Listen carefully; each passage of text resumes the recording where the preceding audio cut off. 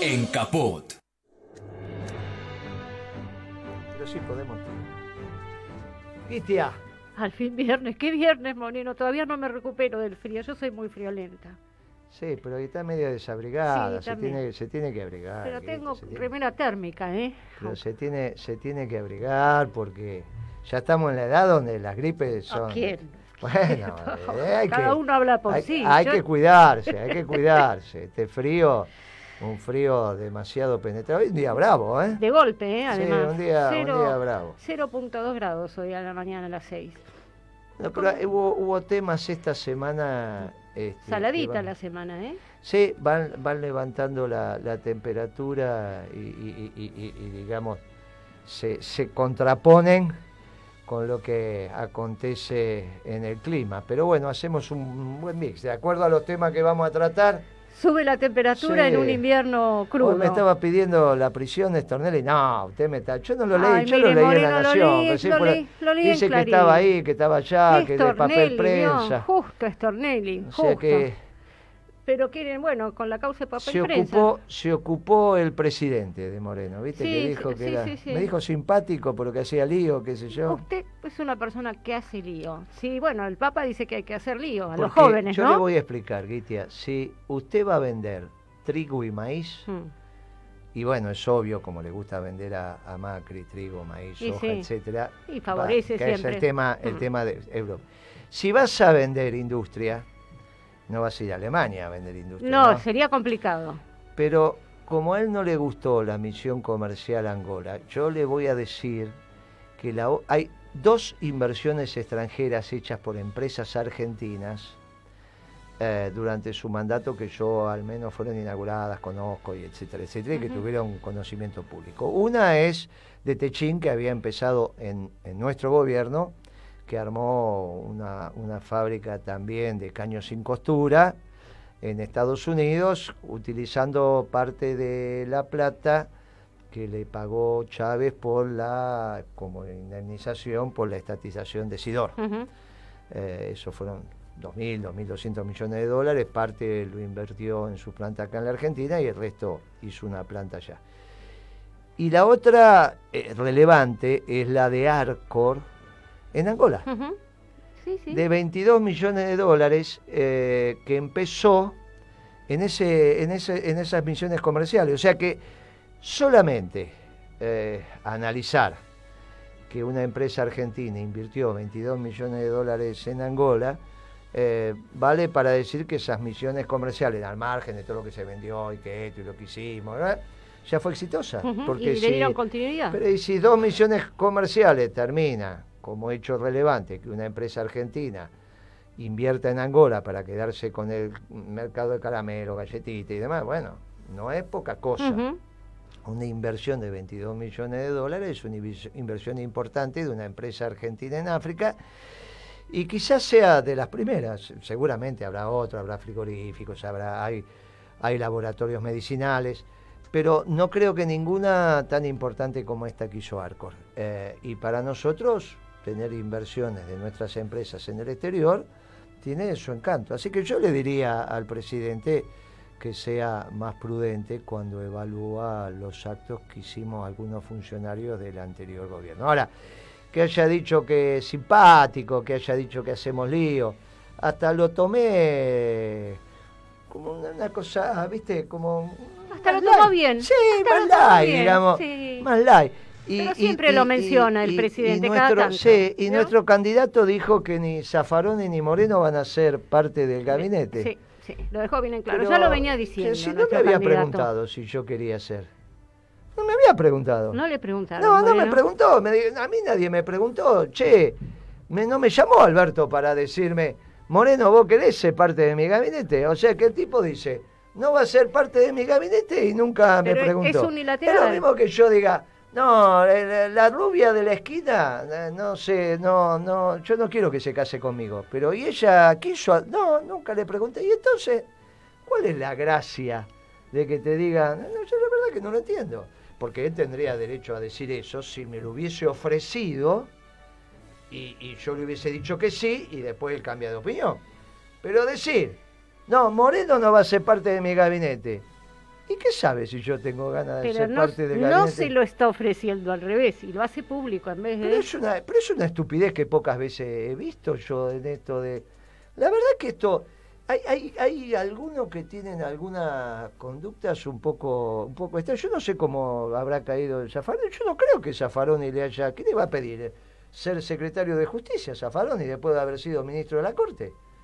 Es ridículo. O sea, Zaffaroni perteneció a uno de los poderes de la nación, casi poder... Corte Suprema, lo que nos costó ponerlo a Zaffaroni ahí. Y resulta que después Alberto dice, no, ni Zaffaroni ni Moreno van a ser parte de mí. Yo no sé.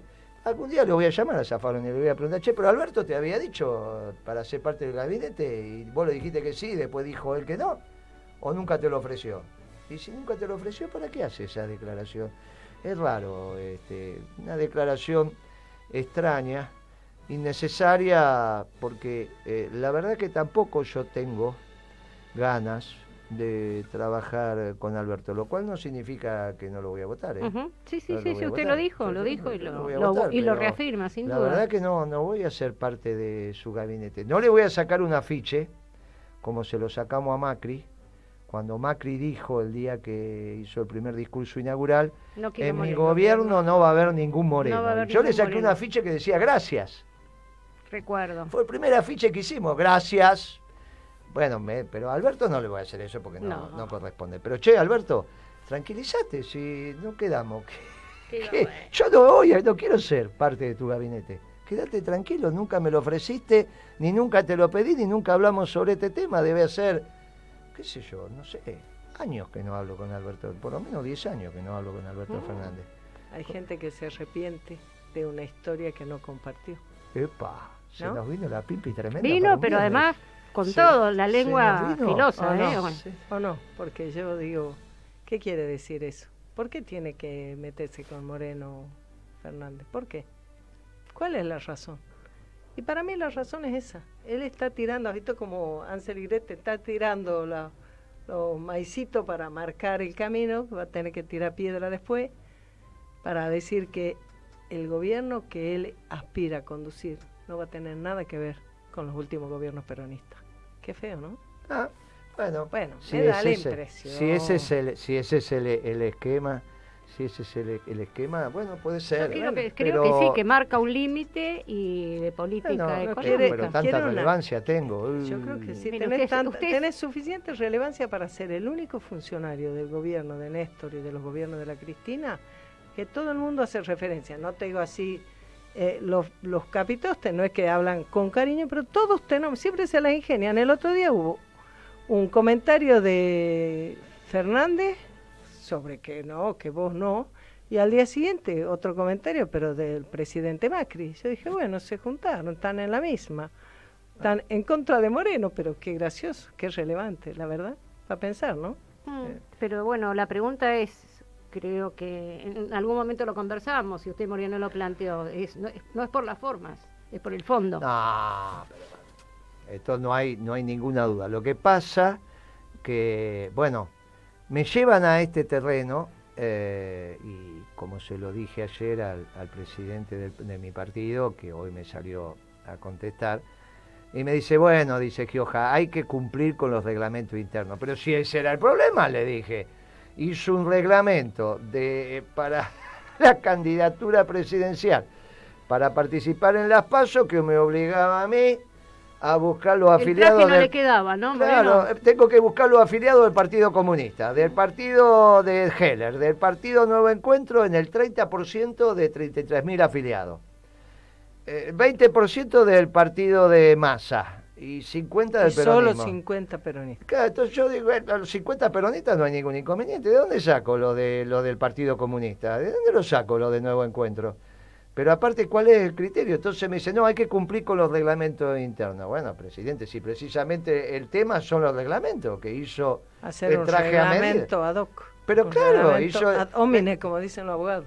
Hace el reglamento y después te dice que no cumplí con el reglamento, pero si el reglamento que hizo, el único que lo podía cumplir era Alberto. Ahora, después me dijo, que vamos a tomar unos vinos. Yo no tengo problema, pero no me va a hacer llevar el vino. Él es de una zona de vinos, así sí, que debería... pero yo creo que me hace llevar los vinos a mí de vuelta. No. Y me hace llevar los vinos a mí de vuelta, que no se haga el pícaro el presidente del partido.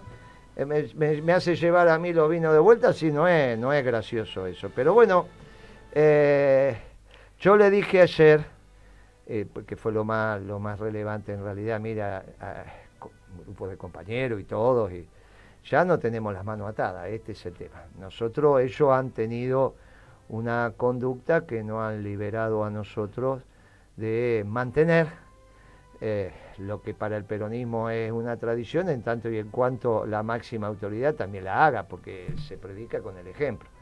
Entonces, nos han liberado las manos y vamos a ver cómo evoluciona esto. Alberto, nuestra fuerza, lo va a votar, no hay ninguna duda. Nosotros tenemos conducta partidaria hasta el voto con Alberto.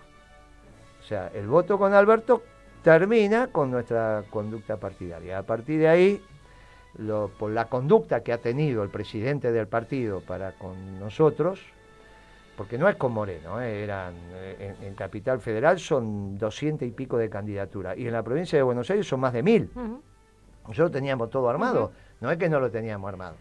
Entonces, solamente de los candidatos que él impidió que se presente, está hablando de miles de compañeros. Entonces, más los simpatizantes, más los que firmaron los avales, más todo lo demás, obviamente los avales dentro del Partido Justicialista. Entonces, la conducta partidaria la tenemos hasta la votación con Alberto. Pero, Alberto, mandame a avisar si tampoco querés que te votemos. Porque si del gabinete no queremos, pero por ahí tampoco querés los votos. Y entonces mandámelo a decir por alguien, ¿no? Decir, yo te voy a votar, salvo que vos me digas, no, mira, tampoco quiero tu voto. Tampoco quiero tu voto, que no me vote. Ah, bueno, entonces es otra discusión. Pero la conducta partidaria en la cual nos hemos educado termina a partir de la conducta que ha tenido el presidente del partido para con nosotros. Y acá no tiene nada que ver, es cierto, Alberto, Cristina, esto es otra discusión. Acá es un problema entre los que somos la conducción del Partido Justicialista. Él violentó, al menos lo que había hablado conmigo claramente, y lo había dicho en las reuniones del Consejo, y me lo dijo a mí personalmente, que él quería las PASO, que necesitábamos las PASO porque el peronismo se iba a organizar a partir de las PASO. Y obviamente, si queríamos la unidad del peronismo, por eso estábamos planteando desde el primer día del gobierno de Macri la unidad del peronismo, que volviera Massa, que tuviera Urtubey, que tuviera Labaña, que se fue Planeta, que tuviera Cristina, que estuvieran todos. Esto era el esquema, que estuvieran todos y ganábamos las elecciones con el 60% de los votos, desde los progresistas hasta el nacionalismo. Nosotros nos habíamos dedicado a juntar los votos en el peronismo ortodoxo, en el nacionalismo, los sectores religiosos, que era un pedacito que faltaba, chico, lo que fuere, pero todos sumábamos a ese 60%. Ahora, bueno, ellos tomaron otra decisión, pero en mi caso la responsabilidad es del presidente del partido y del apoderado, que es el que escribió, el que empujó la lapicera, que me mandó decir que era el mismo reglamento del 2015, sí, está bien, pero en el 2015 tampoco queríamos paso, porque era obvio que la presidenta era Cristina y no había paso para presidenta, ella eligió el candidato y se terminó. Ahora, no es lo que habíamos arreglado. Eso también abrió otro conflicto. Bueno, pero no es lo que habíamos arreglado para esta. Claro. ¿Qué importancia tiene? Si es un reglamento que no habilita la paso, es obvio que es un reglamento a medida del candidato, que, bueno, por conducta partidaria nosotros vamos a acompañar a menos que el candidato no quiera. ¿Está bien? Así que, bueno, que mande decir a ver qué es lo que quiera. Mi voluntad política, y lo puse por escrito, es acompañar la fórmula de Alberto Cristina, porque es la fórmula del Partido Justicialista. Ahora, si siguen haciendo esas declaraciones destempladas, la verdad que no los entiendo. Así que, bueno, vamos a esperar, a ver. Ya que a él le gusta hablar públicamente, se lo decimos así también. Y se lo digo a él y se lo digo también al compañero Landó. Y con todo gusto, Gioja, nos vamos a tomar unos vinos, pero esta vez el vino lo pones vos. ¿Está bien? Porque si no, encima Lo único que falta es que quiera que el vino lo ponga yo, así que no tengo ningún inconveniente tampoco en tomar unos vinos con el presidente del partido y no creo que haya mucho para aclarar ni para nada, simplemente tomaremos los vinos y cada uno tomará su camino, aparte de tomarse su vino.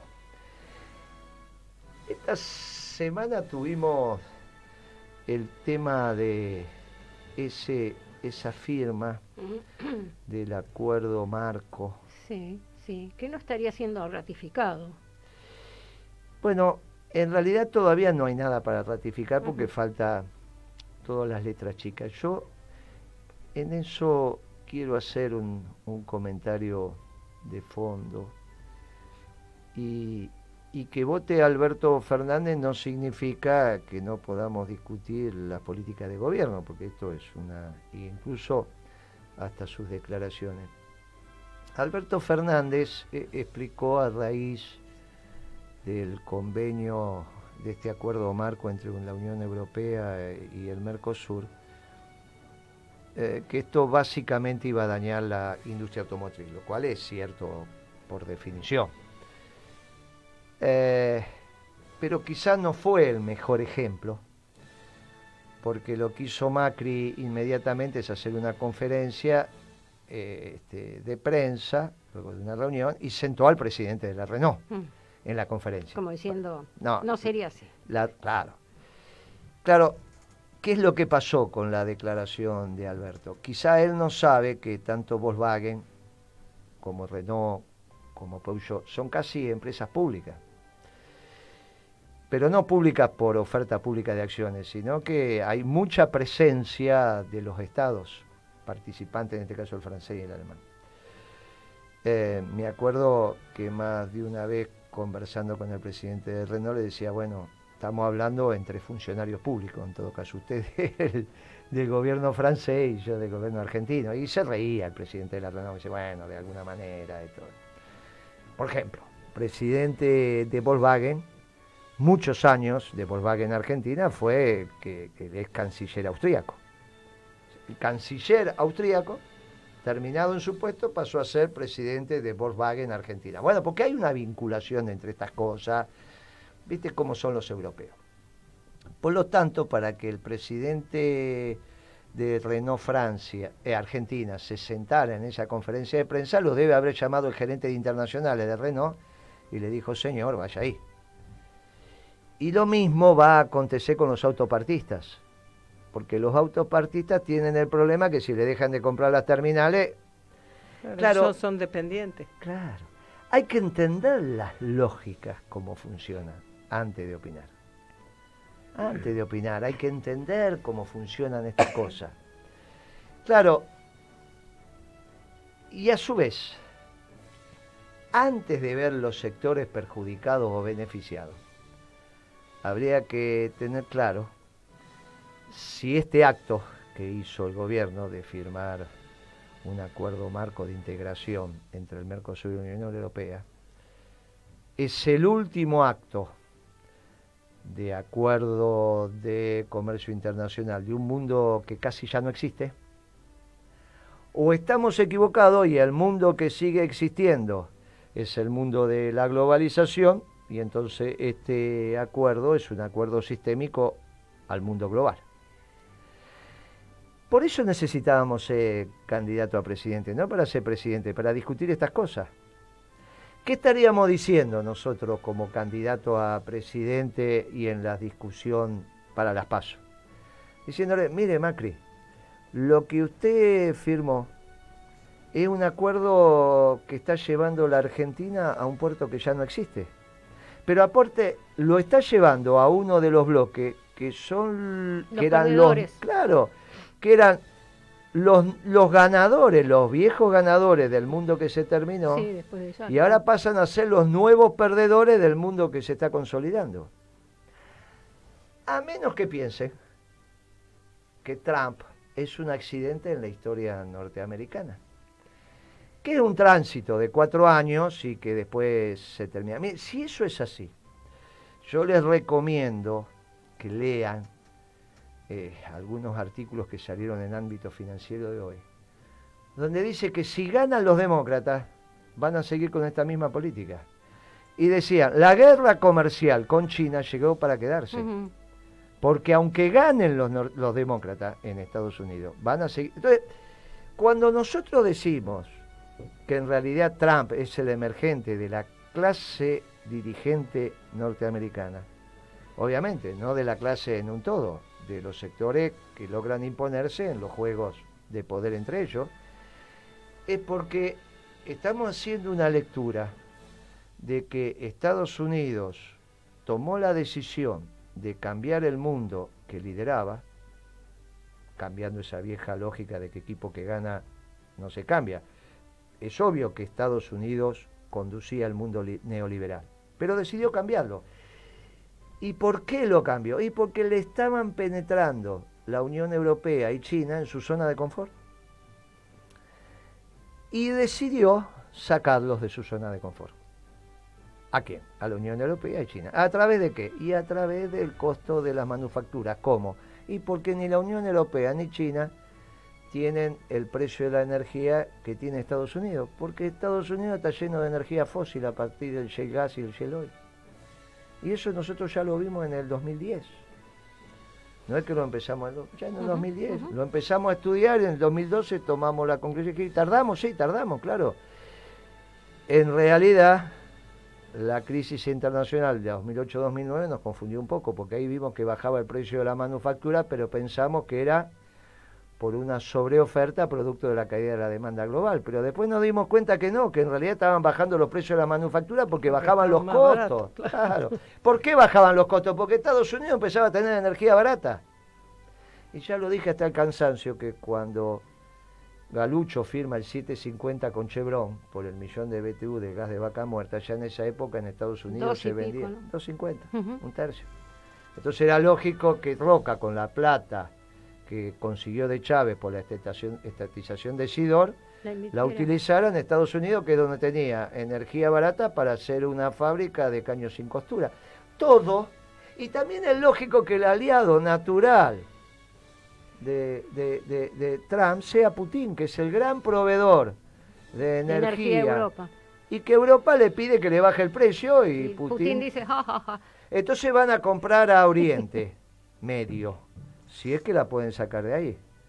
Claro, no la pueden sacar porque a los conflictos históricos de Medio Oriente una vez te aparece el ISIS, otra vez aparece la pelea entre las petroleras, empiezan los conflictos.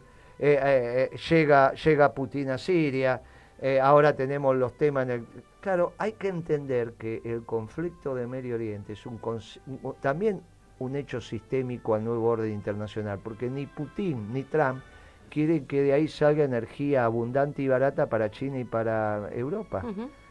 Claro, y si no tienen energía abundante y barata, el único que se le da a Putin al precio que Putin quiere, que es más caro que el que lo tiene la manufactura norteamericana, tan simple como no pueden competir. Tan simple como esto. Trump es un hombre de negocio, pusieron un hombre de negocio a recuperar su zona de confort. Es tan simple como esto. Ahora, resulta que nosotros queremos firmar un tratado de libre comercio cuando se terminaron los tratados de libre comercio. Y encima lo querés hacer con los nuevos perdedores del nuevo mundo. Es ridículo esto. Pero ahora no está diciendo Macri que también va por un tratado de libre comercio. Y hoy le Estados contestaron Unidos. los diarios, vino allí y dicen, no, pero eso es muy difícil y algunos... Y yo te voy a explicar básicamente porque es muy difícil, porque somos economía... competitiva, sino complementaria. Claro. Claro. ¿Exporta soja a Estados Unidos? Sí. ¿Exporta maíz? Sí, alimentos, por eso tiene alimentos baratos exporta también. carne. Sí. El tema es que vos tenés que hacer tus complementaciones comerciales con las complementaciones. Por ejemplo, acá tenemos los limones de Tucumán. Son los mejores. Y entonces no hay ningún lugar ya salió, de la Argentina donde se hace... Bueno, y entonces vos... limones soy tucumano. Claro, la empanada también. Cuando vos comes limones en la Argentina, la mayoría son de Tucumán. Me encantan. Bueno, claro. Ahora, si vas a Tucumán y Ella andás siempre me trae limones de Claro, Tucumán. si vas a Tucumán y andás en auto, sabes que es cordobés de la provincia de Buenos Aires, no hay industria automotriz en Tucumán. Estuvo en un tiempo y no sé si sigue la de los camiones, ¿no? Lo de esa sí, sí, por sigue, eso ¿no? dije auto, sí, sí, De la autos Scania no. Autos está. no. Sí, sí, la Scania Bueno. está. Entonces vos decís, mirá, los camiones que traen los limones tucumanos son tucumanos. Muy bien. Eso está. Si no me va a empezar Tiene a toda la decir, cadena. piensa No que lo va a traer en Tucumán auto, no lo va a traer en controlando auto la los logística. limones. Usted va a pensar que no tenemos industria manufacturera controla en la Tucumán, logística. ya la tucumana se puso brava. Pero bueno, no, pero es que eso es el comercio. Entonces la yerba mate es de un lugar y se toma mate en Tierra del Fuego, que no hay yerba mate, y eso es el comercio, te traslada la... Pero la lógica del comercio es desde el lugar que... Es muy difícil que vos hagas un esquema de comercio de soja, ¿no? De Estados Unidos a la Argentina, salvo De una venderle a situación muy alguien particular. lo que ya tiene, Claro, sería. una cosa muy particular, claro. Claro, no salvo pasa una eso. circunstancia. Claro, como pasó ahora ¿Qué ha con el pasado? año pasado, claro que la seca hizo que vos tuvieras Mm. que importar soja norteamericana para transformarla acá en aceite y en harina de soja, pero eso es otra historia. Estamos hablando en condiciones normales, esas cosas no se dan. Esto no se va a dar, y tampoco se va a dar el acuerdo con la Unión Europea, porque nuestra visión es que ese mundo cambió y ahora es un mundo donde se discuten los vectores nacionales, los modelos de desarrollo, y donde hay una confrontación entre dos nacionalismos, uno de exclusión y otro de inclusión. Uno de exclusión, que es de categorías europeas y es un poco el que lleva Trump, y uno de inclusión, que es la del Movimiento Nacional Justicialista, la de nuestro Papa Francisco. Y bueno, ahora, esto lo teníamos que discutir en la campaña. Entonces Alberto iba a decir, no, para mí el mundo sigue siendo global, y entonces para mí sigue siendo la contradicción entre la socialdemocracia y el neoliberalismo, y en realidad bla, bla, bla, bla, bla.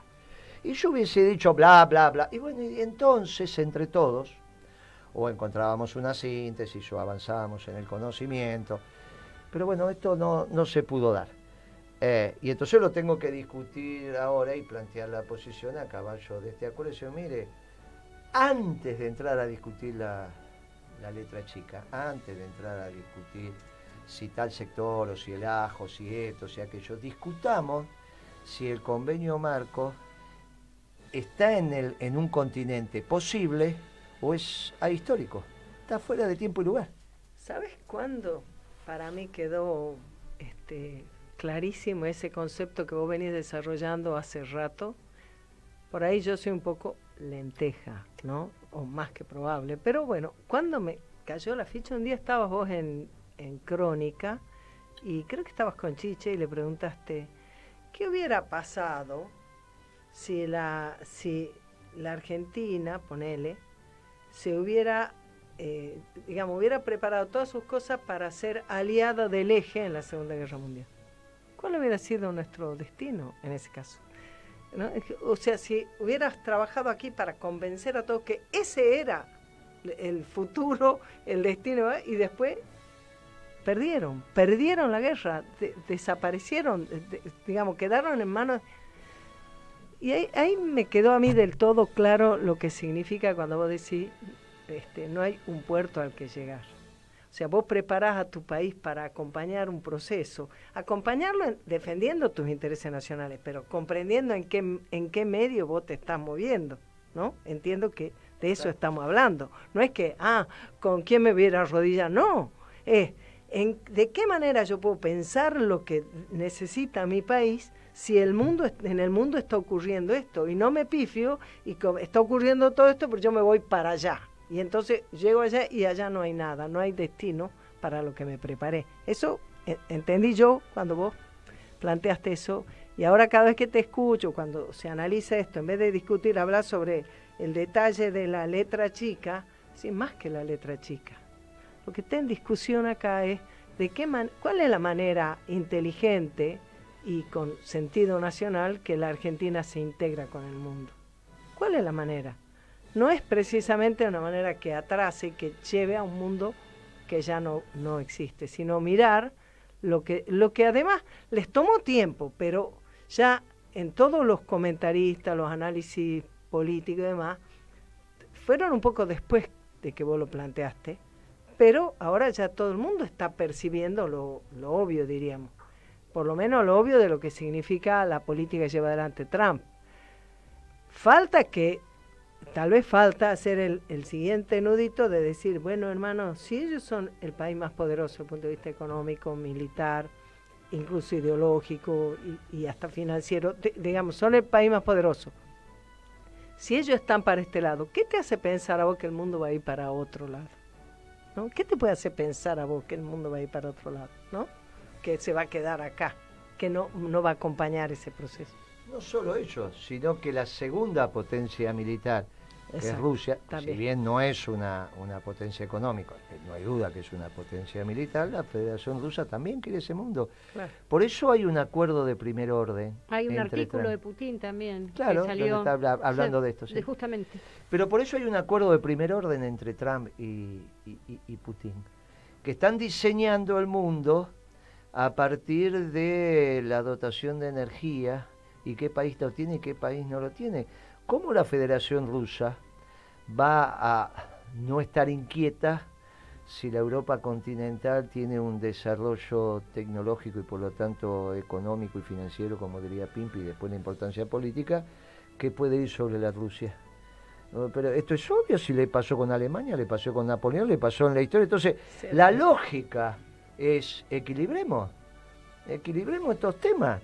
Claro, mientras, por tener dos maneras, por un lado impide el desarrollo militar del nivel de la Federación Rusa dentro de Europa continental. Entonces con eso, aunque vos tengas una economía más patente como bloque europeo, militarmente, salvo el armamento nuclear de Francia, que no está ni ahí con los rusos, listo, te equilibro.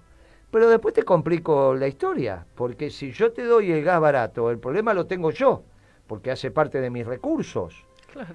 Entonces, él es obvio que defiende el precio que siempre va a ser más alto que el que tiene un sector competitivo europeo en el mercado norteamericano que adquiere el gas más barato. Encima, tienen ese gas.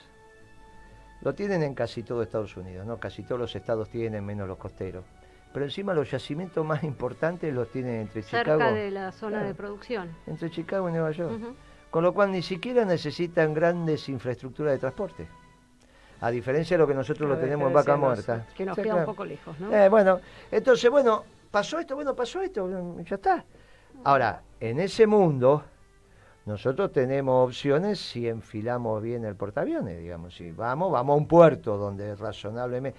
que coincide con lo que hizo el gobierno peronista cuando administró el comercio exterior. Claro.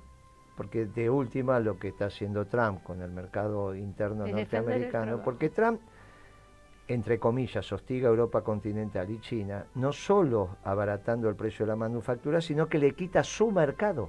Se lo quita. Se lo quita a China y se lo quita a Europa continental administrando el comercio, lo mismo que hacíamos nosotros. Preserva su mercado. Entonces, los hostiga por dos vías y es obvio entonces que tiene una de las tasas de desocupación más bajas del mundo. Ahora, si Trump fuera un accidente, fue un accidente que fuera candidato, fue un accidente que ganara las primarias de los republicanos, y fue un accidente que le ganara a los demócratas, y fue un accidente que no lo destituyeran, porque los primeros 90 días era un loco que se suponía que lo sacaban en cualquier momento.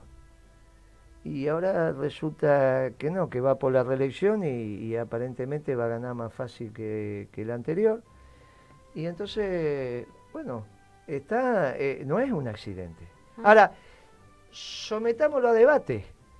Para eso era importante las PASO, para debatir esto, debatir el mundo donde vos querés conducir la Argentina. Quizás no tengamos razón, pero era importante el debate. Quizá el mundo sigue siendo un antagonismo entre socialdemócratas y neoliberales, donde se encuentran en realidad en el espacio económico neoliberal para los dos, que es como Chile, como Bachelet y Piñera. ¿Dónde se encuentran?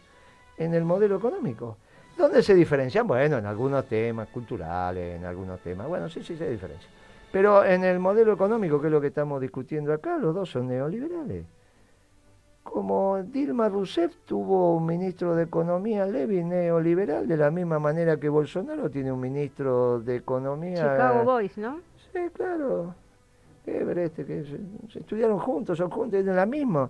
No es que hay una diferencia en la acumulación de capital en el esquema de Dilma y en el esquema de Bolsonaro. Mire, en la acumulación de capital en un esquema neoliberal, la discusión central no es por cantidad vendida, sino por tasa de ganancia en la unidad vendida. ¿Se entiende la diferencia? ¿Qué hace un peronista? Te achica la ganancia por unidad vendida y te da cantidad. Entonces le dice al empresario, mirá, está bien que te achico la diferencia por unidad vendida, porque mejoro la distribución del ingreso a favor de los asalariados, de los trabajadores, pero te doy cantidad. Entonces al final, cuando contás la plata, la tenés. Si bien el porcentaje es menor, es menor. En un modelo neoliberal, la acumulación de capital se da a partir de la regresión de la distribución del ingreso. Vos tenés que aumentar la tasa de ganancia por unidad vendida para el sector empresario. Por lo tanto, como la discusión es al interior de la unidad vendida, porque no te doy cantidad, te doy tasa por unidad vendida, lo que tengo que hacer es una distribución regresiva del ingreso, que es casi como decirte ahora que hay que congelar la distribución del ingreso. Del trabajo hacia el capital. Como dijo Álvarez Agete. Claro. Un año porque hay que congelarla, porque, claro, pero esta es la discusión central de un modelo neoliberal, es por la tasa de ganancia en unidad vendida. Por eso van a empezar a discutir la participación del salario en el costo unitario. ¿Viste que va a decir, no, pero escúcheme, no, pero si esta discusión está saldada, ¿cuánto puede ser en un auto el costo de la mano de obra? Pero no debe pasar el 2%, nada. Claro, si vos le mordés a eso el 10% de ese 2% y todo eso va al capital, y es una cantidad. Por eso empieza a ser la discusión por la unidad, la participación en la asignación del ingreso entre lo que le corresponde al sector empresario y al trabajo. Esa es lo que caracteriza también un modelo neoliberal. Por eso cada vez que una dictadura, sea la de la fusiladora, sea la de... Bueno, lo que hacía era congelar la distribución del ingreso, y lo que hacía era intervenir de la CGT, era, paritarias, digo, claro, te congelaba salario para tirarte abajo la distribución del ingreso, no la distribución del ingreso, porque te congelaba salario, te intervenía los sindicatos, te intervenía la CGT para que la inflación permitía que el sector empresarial se apropiara de una mayor parte del ingreso, y vos con salario congelado, que esa es la discusión salarial la que te permite apropiarte de más participación, al tenerlo congelado, y si no querías, te hacían ña. ¿Está bien? Represión, es lógico, o te mataban, te secuestraban, te hacían lo que tenían que hacer. Lo sabemos bien. Bueno, muy bien. Eso es típico de un esquema neoliberal. No va por cantidad, sino que va por unidad. Y esto es lo que nos está aconteciendo. Pero... Ahora, esto también había que debatirlo. Por eso, si vos te planteas un esquema neoliberal, no es peronista. O sea que ahora vamos hacia una racionalidad modélica, cosa que no existía antes. Eso no hay duda. Ahora Usted sí. Lo que me está preguntando si este modelo es inconsistente en sí mismo o puede resultar, si hay... Podría llegar a resultar porque tiene racionalidad, no el experimento. Digo que leí una nota, pero digamos muy para arriba el título, que hablan de experimento macrista, ¿vio? Le están tomando... Hoy en ámbito, sí. Sí, hablan del experimento macrista que va a terminar mal. Me acordé, sí, hoy salió. Yo lo que le digo es, ¿puede este modelo neoliberal triunfar en la Argentina? En términos técnicos podría, si socialmente el pueblo argentino se aguanta 35-40% de pobreza, ya no 25%, porque aumentó la deuda. Cuando empezó Macri uno decía, guarda que con 25% de pobres dan la vuelta. Bueno, ahora se endeudó más y por lo tanto necesitamos de 35 a 40% de pobres. Eso es lo que es insoportable para el peronismo. Eso es lo que... Hasta que no quede un pobre en la Argentina, nosotros. Bueno, ese es nuestro. Que la cosa funcione sobre la base que hay una proporción que simplemente naturalizás que quedó fuera. Sí, no a la pobreza estructural, digo, que el tema es ese. Cuando quiero cristalizar una pobreza estructural, ahí sí forma parte. Así, bueno, sobre eso no se puede. Bueno, no se puede. Siempre hay resignado. Es la resignación. No es que me guste, no es que me guste. Me duele, pero... ¿Qué le vamos a hacer? ¿Qué le vamos a hacer? Mientras yo esté adentro... Es el progresismo brasilero. Tremendo. Es el progresismo brasilero, que te decía hace muchas décadas atrás que los pobres de Brasil son un dato, que no se puede hacer nada. No alcanza el Brasil para todos. Está la diferencia con Argentina. Acá los peronistas siempre dijimos que no había pobreza estructural, sí, sino circunstancial, porque la Argentina, si haces bien las cosas, alcanza para todos. Ahora, bueno... Como así los planes sociales también son circunstanciales, pues lógico, hasta que se generen las condiciones para el pleno trabajo, claro.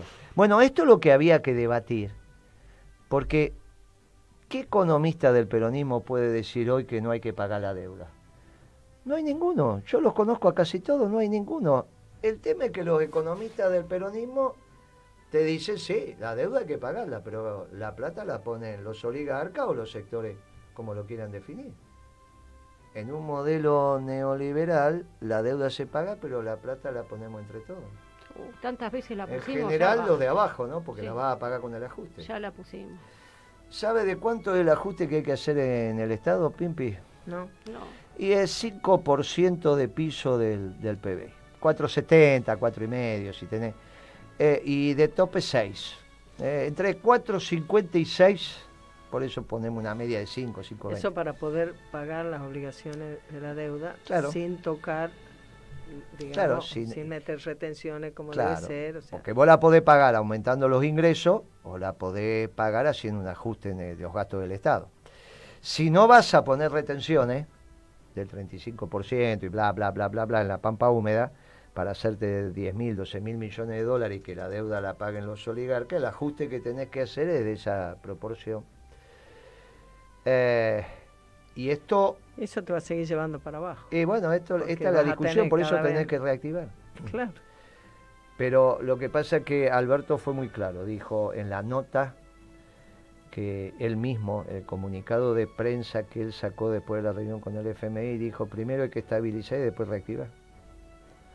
O sea que estamos como en una situación, y para esto era importante el debate electoral. Claro, esto no está en discusión lo que vamos a votar. Está en discusión el plan de gobierno. Claro que está en discusión el plan de gobierno. Está en discusión el plan de gobierno. Mire, nosotros en el gobierno del 2003, el plan de gobierno se fue haciendo camino al andar, eso es verdad también. Y entonces cuento que el primer discurso que hizo José López como secretario de Obras Públicas hablaba del ajuste del Estado. Ajá. Hablaba del ajuste del Estado. Éramos 200, 300, estaba Kirchner, un acto muy pequeño. Imagínense que habrá sido a los 15 días haber asumido, no me acuerdo muy bien, pero... Y hablaba del ajuste, claro, venían con la lógica del ajuste. Y Kirchner, que no iba a hablar, habló. Y empezó a hablar de que se había terminado esto, que veníamos para otro tema, que ahora no teníamos que poner la economía a trabajar. El plan de gobierno también se fue haciendo, y se fue haciendo a partir del debate, ¿también? Del debate de los funcionarios que estábamos en aquel momento. En esos debates no participaba el jefe de gabinete, que era Alberto. No me alcanza con que él diga que aprendió de Kirchner, cosa que podría ser, porque en realidad ahora el mundo es otro. Capaz que aprendió las respuestas, de ver las respuestas que se... Pero cambiaron las preguntas. Claro. Si cambió el mundo... ¿Cómo es? Sí.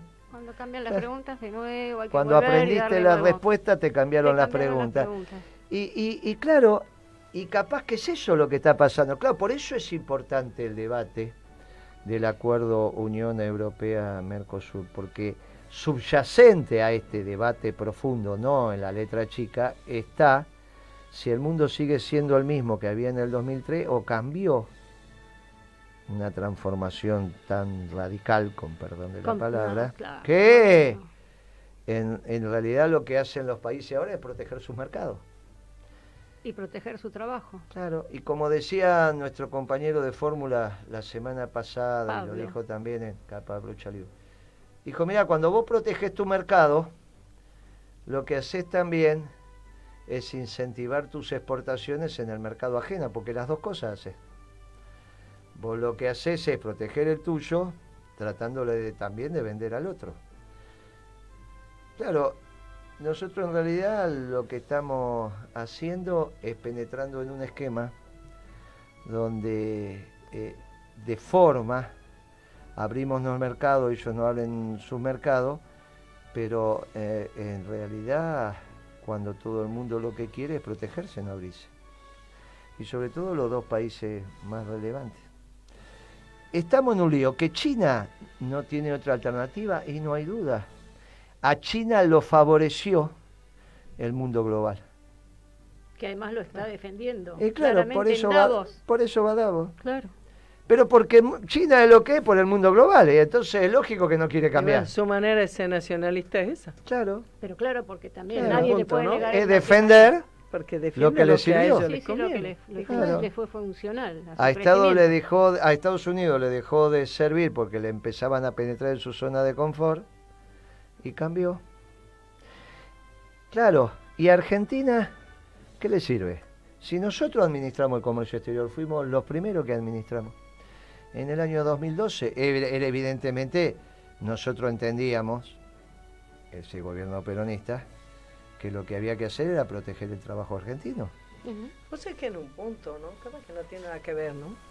Pero en un punto yo siento como un retroceso en la discusión política y me remite a fines del siglo XX acá, ¿no? En la Argentina, acá en Buenos Aires, en los medios, a esa cosa de discutir solo lo superficial, no poner en cuestión ninguna cosa, todo estar pensando la campaña electoral solamente como un tema de imagen, de cuidar esto, de ver qué pesco por aquí, y entonces no ni hablo, ni digo, ni voy en profundidad, y entonces cada vez más es como parecido el mensaje de uno y de otro, que voy a decir, bueno, finalmente, ¿qué es lo que es tan diferente en la oferta electoral que se está teniendo, ¿no? Yo digo, toda esa época en que se desapareció la palabra patria, la palabra nación, en que para el peronismo sí mejor ni cantar la marcha, ni hablar de eso, ya está, esas son cosas viejas, acá está, ¿no? Todo se resuelve, lo que se discuta, a ver qué te demandan los medios, qué contestamos sobre eso, y no que reflexionamos en profundidad sobre dónde estamos, quiénes somos, a dónde queremos ir, ¿no? La sensación de desidentidad que implica, ¿no? El no poder discutir.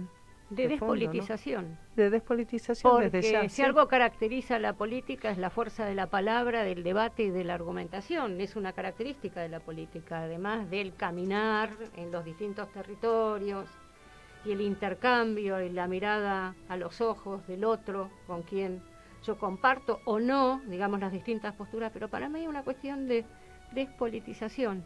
Si se pierde el debate, se pierde la fuerza de la argumentación y de alguna manera o se está despolitizando o se está reformulando lo que es la política desde un lado, no desde el otro. Es una realidad tranquila, descafeinada, edulcorada y líquida, que se guía, se construye, se mira desde las encuestas, desde el Big Data, desde la segmentación de los mercados. Y bueno, veremos desde los discursos qué mediáticos. Qué respuesta se da, ¿no? Porque si no hay debate, no hay fundamentación. Y no se ayuda a la reflexión. No se puede pensar en lo que pasa, o en lo que viene, o en lo que queremos construir. Si nosotros decíamos que se había recuperado la política. Esa fue la sensación en los primeros años del gobierno de Néstor. Que se había recuperado la política, la política había pasado a ocupar ese lugar que había perdido porque se había despolitizado, había perdido el centro en el marco del modelo neoliberal. Ahora es como que nuevamente el potencial transformador de la política estarían corriendo del lugar. Digo, me da esa impresión, esperemos que no, esperemos equivocarnos. Vos sabés me que encantaría, ¿no? A veces, analizando lo que está aconteciendo en otros partidos, por ahí echa luz sobre lo que está pasando en el tuyo. Todos sabemos que Altamira tiene su interna en el PO. Sí, lo están... Bueno, y él tiene una relación con un periodista muy importante de Clarín. Bueno, no importa decirlo, ya sabe. Relación cercana. Entonces yo les aconsejo a ustedes dos, que no sé si lo habrán leído, y a los que nos están escuchando, a los 2 o 3 que nos están escuchando, que agarren la nota de ayer del diario Clarín sobre la interna en el PO. Es, pero extremadamente clara. Obviamente habló Altamira, lo ponen a través de esta relación que tiene. Pero mira, mencionan también al fundador del FIP, el Colorado. Claro. Hablan de Moreno, el viejo. Sí. Hablan de Nahuel Moreno. Hablan de Posada, hablan del Colorado, hablan de tránsito. O sea, hablan de la interna, todas las cosas trotskistas, de las vertientes internas trotskistas de los... porque ellos van, claro, exacto. Entonces van planteando que siempre las discusiones dentro del PO era por el rol del peronismo, la participación en las elecciones. Interesante, una nota muy larga para ser del PO. Sí. Pero claro, las relaciones entre ellos lo ameritan. ¿Cuál es la discusión, las dos discusiones centrales de Altamira en su debate con el PO? Hoy. Claro, y por eso ¿cuál es la de hoy? Y por eso lo quieren sacar. Claro. Parte empezó en los debates conmigo. Cuando en el programa de Cunio yo le había dicho, el problema que vos tenés, que sabés que están dadas las condiciones objetivas para la revolución, pero no las subjetivas por la existencia del peronismo, que desde tu visión el peronismo te frena la construcción de las condiciones subjetivas, cuya congruencia entre las objetivas y subjetivas posibilita el hecho revolucionario. Altamira se quedó mirándome, no me dijo nada, salió por otro lado. ¿Qué dice Altamira? Mis compañeros del PO se equivocan. Ahora que están dadas las condiciones objetivas y subjetivas para la revolución, objetivas porque es la crisis económica, esto es obvio, y la subjetiva es porque el peronismo acaba de poner un operador político de candidato. Por lo tanto, no solo termina el Cambiemos, que terminó, sino que hay muchas posibilidades de que termine el peronismo.